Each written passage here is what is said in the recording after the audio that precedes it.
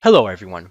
This video is the fourth in a series of 5 tutorials aiming to introduce the use of the analytics and intelligence solution.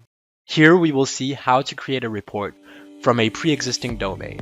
Once you have authenticated, click on Create an ADoc View. Choose the area from which you want to create your report. For this tutorial, we chose Assignment Approvals. Different fields are included in this area. Here we will select them all to build our ADoc view in the editor. Select the table view and choose Data Sample. This will allow you to build your view without slowdowns due to the amount of processed data. For this report on assignment approvals, we are going to need different fields. Approval date, approval timestamp,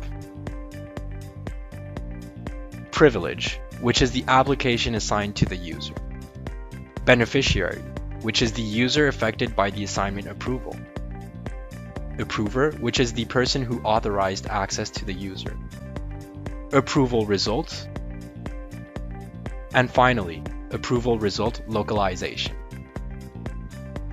Then we will group all these fields with a final field, which is the organization to which the approver belongs to. The timestamp format can be changed to hours for better viewing.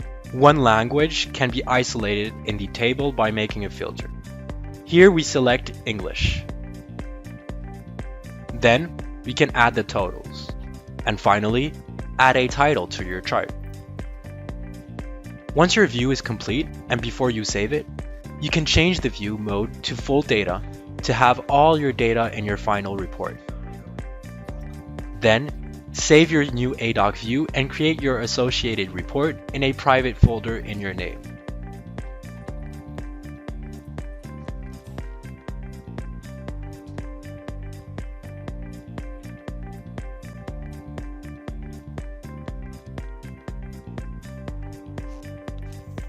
You can now access your new report in the list of existing reports. You have the option, if you want to create a filter on your fields.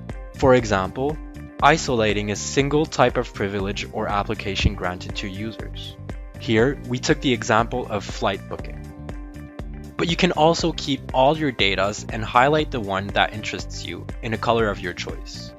To do this, click on Formatting, then Conditional Format. Then add a condition that contains the value you want to color, and click OK.